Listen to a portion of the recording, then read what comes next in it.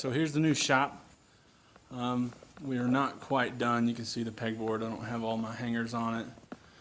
We just built this shelf this weekend. I'm going to put another shelf on the other side. Fix my air compressor. In a couple weeks, I'm going to build something on the outside of the building over here to put the air compressor. The old D series is here still, but I'm pretty excited. I'm going to actually be retiring the D series. I'm going to put it back together and tape it up and put it under the shelf. So here recently, my wife kind of got tired of me complaining about my Civic, and you can see there I cut the mount off the passenger side. That means we're going K series.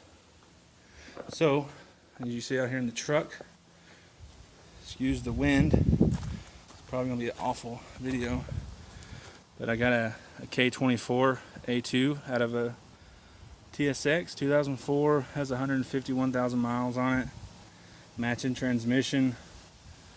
I actually bought the transmission and engine together thinking I was going to just stay front wheel drive, but actually recently I was able to get a hold of a all-wheel drive transmission, which it'll be in tomorrow. We'll film that, and we're going all-wheel drive. So I got that transmission all-wheel drive one from Hush Performance. He was actually able to get me the Hotsport mounts as well, and we'll do an unboxing of those mounts. But as you see, we're rocking the CRV differential. The Waggle Van ones are they got the all-wheel drive tax on them, and I'm not spending $1,000 for an 88 model rear differential. So we're gonna see how strong these are. I'm hoping it'll hold like 500 horsepower. If not, then we'll try to strengthen it up with some pins or something later on. Anyway, today we are going to lift the rear end up, take the wheels off, drop the gas tank, and try to mock up some mounts for the differential just to see how they're going to fit. I'm going to try to do it without cutting any of the cross member across the back of the Civic. So I will have an angle on my mounts. I'm expecting it'll probably be like this, I would guess, which, really that's within spec. I think the max angle on these axles is 23 degrees. If we can keep it below 20, I think we'll be all right. So yeah, put the jack stand under there. So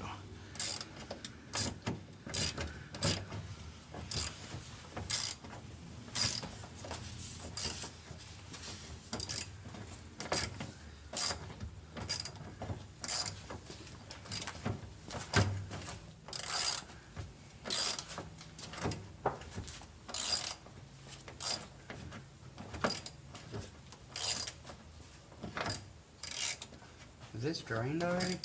no.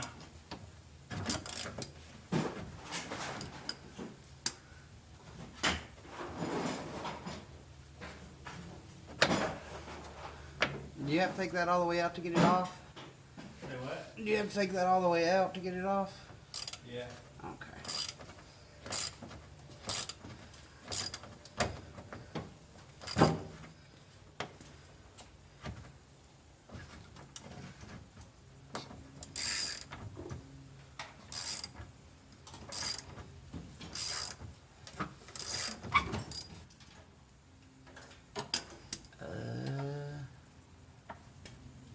We ain't using it anyway, so I think the thing just slid out. No, it comes up and out. It does? Yeah, because it came up and out on me. Alright. Once you get it loose, see it off. It just came. Okay. Once you get it loose, slide up.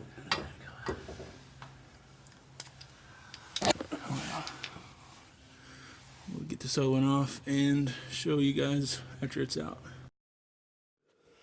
Okay, so we got the fuel tank out. We actually ended up cutting the lines is it was really old up under here.